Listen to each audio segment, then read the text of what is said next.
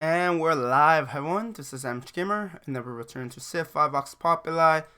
And yes, we have a new patch that just came out on October 23rd, which for me was like basically yesterday. So, with this new version, there are some changes. Some fairly big ones. At least I think it's a big one. Some play testing will be needed before we know. First,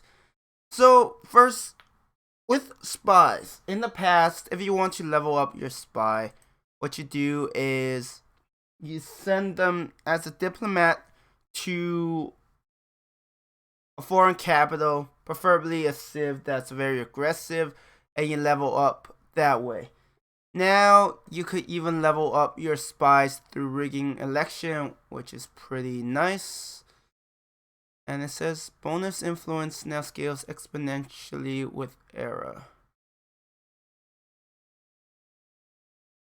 I'm assuming this means that when you rig elections, so in the past,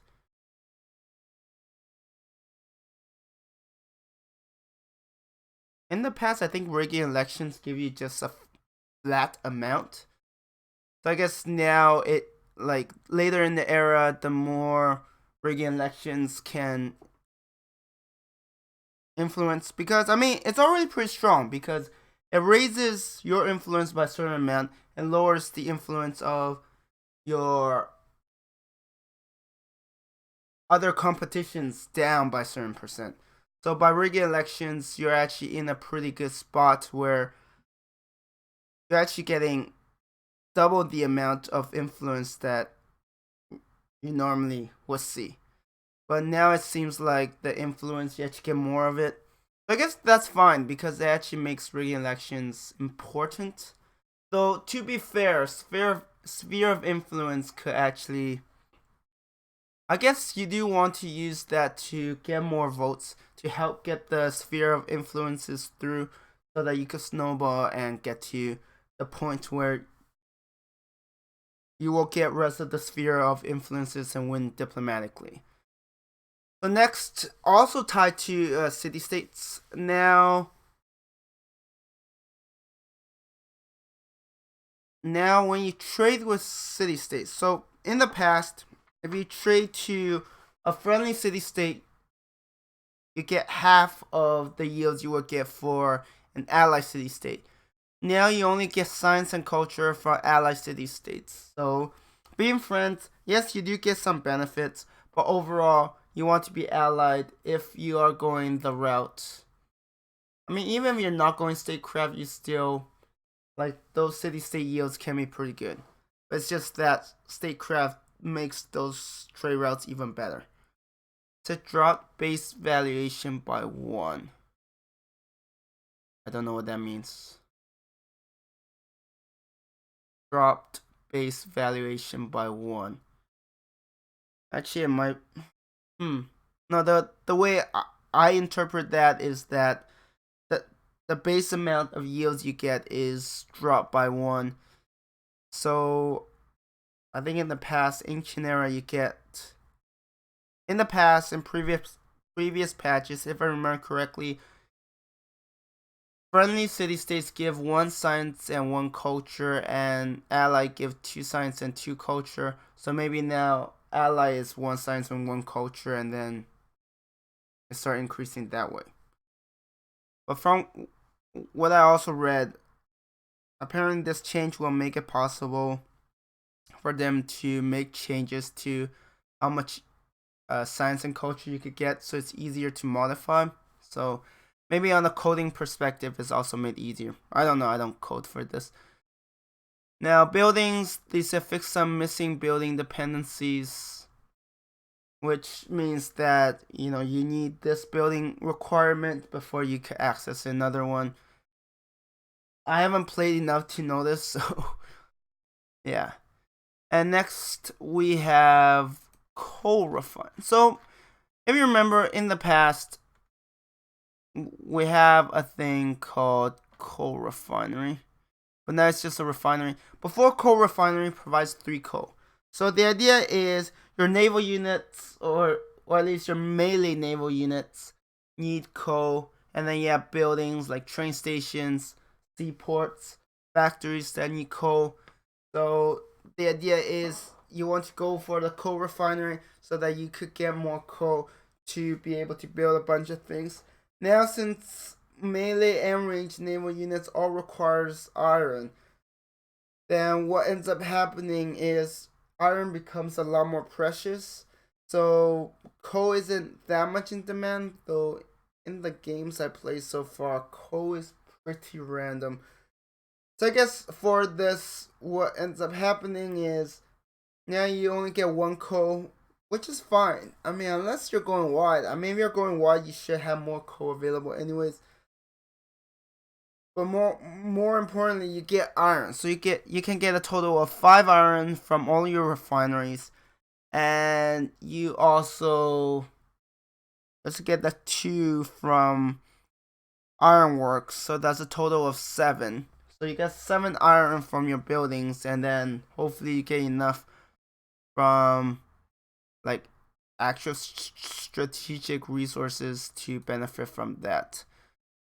Next, agribusiness, completely revamped. So agribusiness in the past, it's pretty meh. I mean, it requires horses to give more food, but food at like this late in the game. I mean, if I could, yeah, agribusiness. It's pretty late. Like at this point, I mean, the food seems nice. Like before, I think it gives farms more food. So this hasn't been changed. So now you get more food, base food from the building itself. You use up horses, which hopefully you won't be needing anymore. And you get +3 production and gold from farms and pastures worked by the city. Which, I mean, if you have farms, it kind of depends on your cities. If it's your secondary cities, you might still have farms. If it's your capital, this isn't very useful because chances are you have great person improvements everywhere, or at least for most of it. And I also have the farming process is 15% more effective at converting production to food and reducing the stress. So this could help with, but no, it's still ironic because when you put that, you're growing, but if you're having happiness issues, you probably don't want to grow. Yeah, I still find the process more effective, kind of redundant at this point. You probably want to work culture and science, wealth, not food at this point. But the other +3 production gold, I could definitely see that being very beneficial for secondary cities because you will probably have farms and pastures for those, and those extra yields will help, especially if you have a lot of pastures. Like if you play, I don't know, Poland, then the ducal stables and this could actually make pastures very powerful. Next, factories. So, for the last, I think it was the last beta. Basically, all own factory gain +1 production. There's +2 production. I guess the +1 wasn't really felt. But if you go wide, yeah, you are really gonna feel it. And since coal is not needed for Navy anymore, it's nice to have the extra coal. Though, like I said, I haven't played enough games to really test things out, but we will see. Now, internal trade routes have been changed a lot. There has been quite a bit of discussion on the forums as people do disagree on a couple of things. The overall move bonuses a little bit earlier to make them a little more competitive. So the idea, so before market has +2 food for internal trade route, well, food internal trade routes. Now it's completely removed, and instead now you have lighthouse give +4 food. light health, give +4 food, and then oh wait, yeah, it does show unique. And don't you hate it when you forget the name of the alright, runestone. And runestone gives +6 food to internal trade routes. So right now you have these coastal buildings that are even stronger. I mean, I feel like this might be a pretty big buff for Carthage if you need food to expand quickly. But, that's just me. And then, yeah, it's just giving coastal cities an early utility bump. It's true. Like early game coastal, especially if you have no way of connecting by roads, you need lighthouses. Though whether or not you're gonna run those internal trade routes is questionable because if you if you have barbarian galleys, they could pillage your cargo ships, and cargo ships take longer to build than caravans. Next, workshop internal trade route production boosted to +4. I think it was +2 before, so now you get a bit more production from that. And stables, interesting. So stables now give more production to your internal trade routes, and just like the runestone gives more than the lighthouse, the ducal stable gives +4 internal +4 production. That's a nice boost. Niche building given a bit of life. I wouldn't say it's niche. I mean, if you have a lot of horses and sheep and cows, just a lot of stables, that extra bit of production can make a huge difference in turning your average city to a monster. And plus, if you have the extra production, you get this, you could build nice faster. You are a pretty big threat militarily too. So I wouldn't call that niche. And then windmill. And now we're talking about all of these buildings that windmill +6 food from internal food trade routes. So yeah, they're coming a bit earlier. And then factory, yeah, the production from factory got removed. And the internal trade route from stockyard. I can't remember. No, there was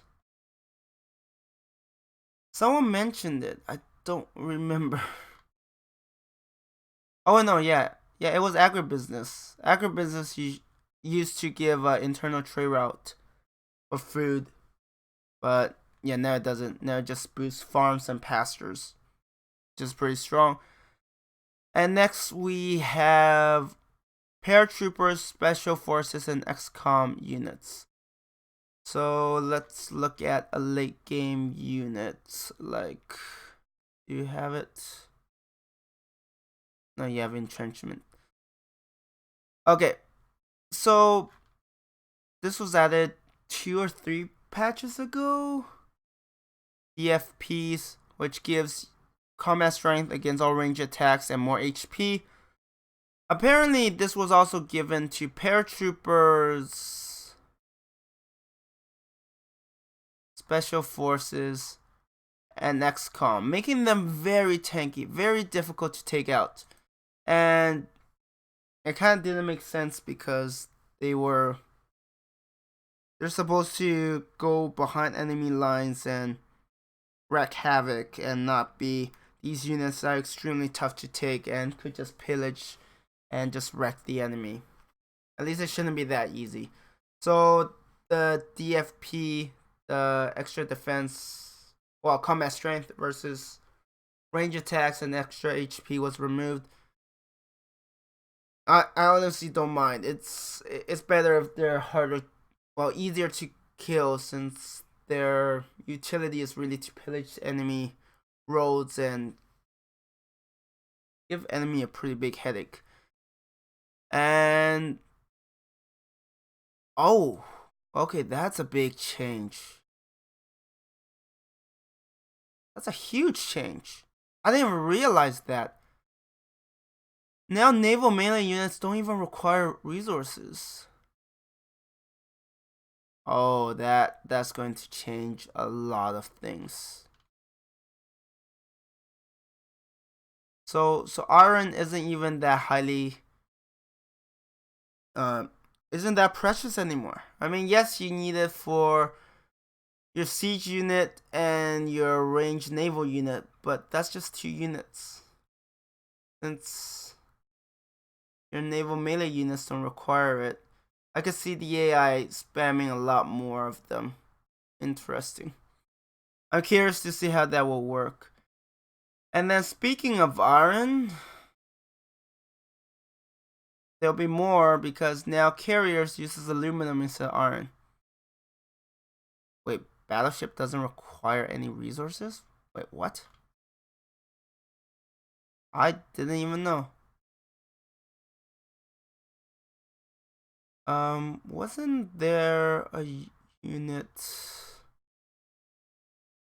Missile cruisers. Yeah, that's a naval melee. Does this not upgrade to something?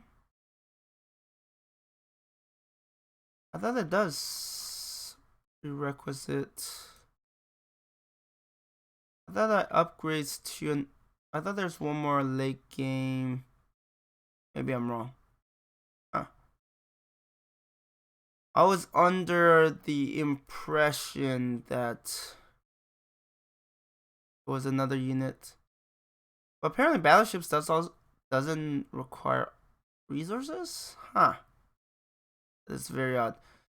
Anyways, like I said, iron should be more abundant now since you only need it for your siege units and your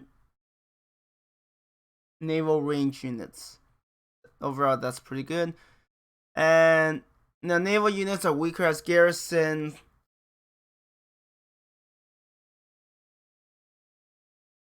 Actually, I don't know.